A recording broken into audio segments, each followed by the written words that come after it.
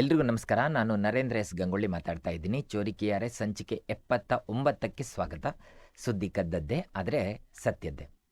ಸ್ನೇಹಿತರೆ, ಒಂದು ಕೋಣೆಯಲ್ಲಿ 4-5 ಜನ ಕುಳಿತಿರ್ತೀರಿ. ಆದರೆ ಸೊಳ್ಳೆ ಮಾತ್ರ ನಿಮ್ಮನ್ನೇ ಹುಡುಕಿಕೊಂಡು ಬಂದು ಕಚ್ತಾ ಇದೆ ಅನಿಸ್ತಾ ಇರುತ್ತೆ. ಅಸಲಿಗೆ ಆ ಸೊಳ್ಳೆಗೆ ನಿಮ್ಮ ಮೇಲೆ ಏನಾದರೂ ವೈಯಕ್ತಿಕ ದ್ವೇಷ ಇದೆಯಾ ಕೇಳಿದರೆ ಖಂಡಿತ ಇರಲಿಕ್ಕಿಲ್ಲ. ಯಾಕೆಂದರೆ ಯಾವ ಸೊಳ್ಳೆಗಳಿಗೂ ಯಾರನ್ನಾದರೂ ಇಷ್ಟಪಡಬೇಕು ಅಥವಾ ದ್ವೇಷ ಮಾಡಬೇಕು ಅಂತ ಇರೋದಿಲ್ಲ. ಯಾಕೆಂದರೆ ಅದು ಅವುಗಳ ಕೆಲಸ ಕೂಡ ಅಲ್ಲ. ಆದರೆ ಕೆಲವು ಜನರನ್ನು ಸೊಳ್ಳೆಗಳು ಹೆಚ್ಚಾಗಿ ಆಕರ್ಷಿಸಿಕೊಳ್ತವೆ ಅನ್ನೋದಕ್ಕೆ ವೈಜ್ಞಾನಿಕ ಕಾರಣಗಳಿವೆ.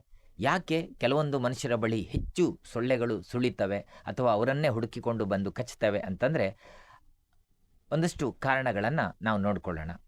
ಮೊದಲ ಕಾರಣ, ನಾವು ಹೊರಬಿಡುವಂಥ CO2 ಅಂತಂದರೆ ಕಾರ್ಬನ್ ಡೈಆಕ್ಸೈಡ್. ಹೌದು, ನಾವು ಉಸಿರಾಡುವಾಗ ಕಾರ್ಬನ್ ಡೈಆಕ್ಸೈಡ್ ಹೊರಬರ್ತದೆ. ಹೆಣ್ಣು ಸೊಳ್ಳೆಗಳು ದೂರದಿಂದಲೇ ಈ ಕಾರ್ಬನ್ ಡೈಆಕ್ಸೈಡನ್ನು ಪತ್ತೆ ಹಚ್ಚಬಲ್ಲವು.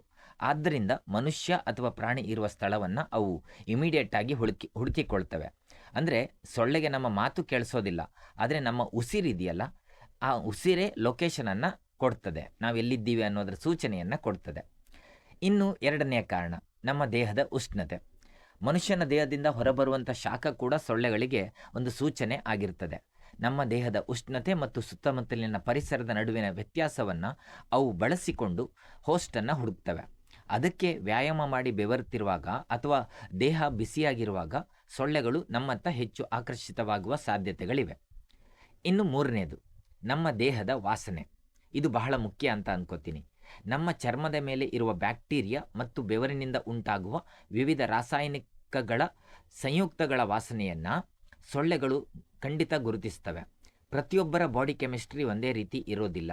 ಆದ್ದರಿಂದ ಒಬ್ಬ ವ್ಯಕ್ತಿಯ ದೇಹದ ವಾಸನೆ ಸೊಳ್ಳೆಗೆ ಹೆಚ್ಚು ಆಕರ್ಷಕವಾಗಬಹುದು, ಇನ್ನೊಬ್ಬರದ್ದು ಕಡಿಮೆ ಆಕರ್ಷಕವಾಗಿರಬಹುದು. ಇದರಲ್ಲಿ ಬ್ಲಡ್ ಗ್ರೂಪ್ ಏನಾದರೂ ಕೆಲಸ ಮಾಡುತ್ತಾ ಅಂತ ಕೇಳಿದರೆ ಇಲ್ಲೊಂದು ಕುತೂಹಲಕಾರಿ ವಿಚಾರ ಇದೆ. ಕೆಲವು ಅಧ್ಯಯನಗಳಲ್ಲಿ ಎ ಬಿ ಮತ್ತು O ಬ್ಲಡ್ ಗ್ರೂಪ್ಸ್ ಹೊಂದಿರುವವರನ್ನು ಸೊಳ್ಳೆಗಳು ಸಾಮಾನ್ಯವಾಗಿ ಆಕರ್ಷಿಸುವುದಿಲ್ಲ ಎನ್ನುವಂಥ ಸೂಚನೆ ಸಿಕ್ಕಿದೆ. O ಬ್ಲಡ್ ಗ್ರೂಪ್ ಹೊಂದಿರುವ ಜನರ ಹತ್ರ ಈಡಿಸ್ ಈಜಿಪ್ಟಿ ಎನ್ನುವಂಥ ಸೊಳ್ಳೆಗಳ ಆಕರ್ಷಣೆ ಹೆಚ್ಚಿರುವುದು ಕಂಡುಬಂದಿದೆ. ಅದರ ಅರ್ಥ ನಿಮ್ಮ ಬ್ಲಡ್ ಗ್ರೂಪ್ O ಆಗಿದ್ದರೆ ಸೊಳ್ಳೆಗಳು ಖಂಡಿತ ನಿಮ್ಮನ್ನೇ ಕಚ್ಚುತ್ತವೆ ಅಂತ ಹೇಳೋದಲ್ಲ. ಬ್ಲಡ್ ಗ್ರೂಪ್ ಮಾತ್ರ ನಿರ್ಧರಿಸುವ ಏಕೈಕ ಕಾರಣವೂ ಕೂಡ ಅಲ್ಲ ಅನ್ನೋದು ಕೂಡ ನಿಮಗೆ ಗೊತ್ತಿರಬೇಕು. ಇನ್ನೊಂದು ವಿಚಿತ್ರ ಕಾರಣ ಕೂಡ ಇದೆ, ಅದು ನಮ್ಮ ಜೆನೆಟಿಕ್ಸ್. ಕೆಲವು ಜನರ ದೇಹದಿಂದ ಹೊರಬರುವಂತಹ ಕೆಮಿಕಲ್ ಸಿಗ್ನಲ್ಸ್ಗೆ ಸೊಳ್ಳೆಗಳಿಗೆ ಹೆಚ್ಚು ಸಿಗ್ನಲ್ಸ್ಗಳೇನಿವೆ ಅವು ಸೊಳ್ಳೆಗಳಿಗೆ ಹೆಚ್ಚು ಆಕರ್ಷಕವಾಗಿರ್ಬೋದು.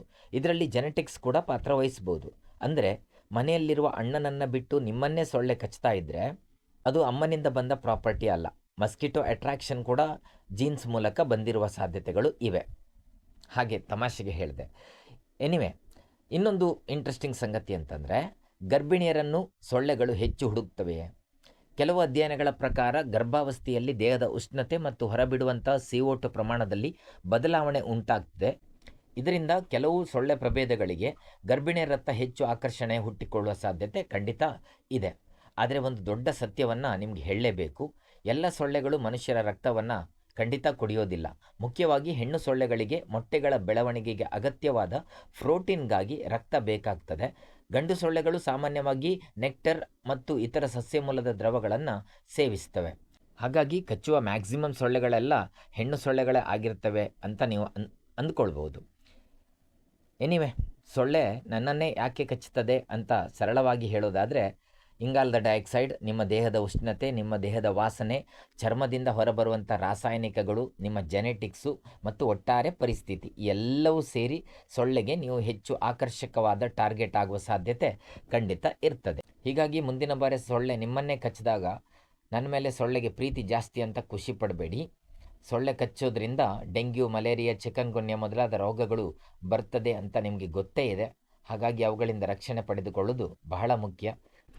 ಆ ಜಾಗೃತಿ ಎಲ್ಲರಿಗೂ ಇರಲಿ ಅಂತ ಹೇಳ್ತಾ ಇನ್ನೊಂದು ಇಂಟ್ರೆಸ್ಟಿಂಗ್ ಸಂಗತಿಯೊಂದಿಗೆ ನಾಳೆ ಸಿಗ್ತೀನಿ. ಒಳ್ಳೆಯದಾಗಲಿ. ಧನ್ಯವಾದಗಳು. Thank you.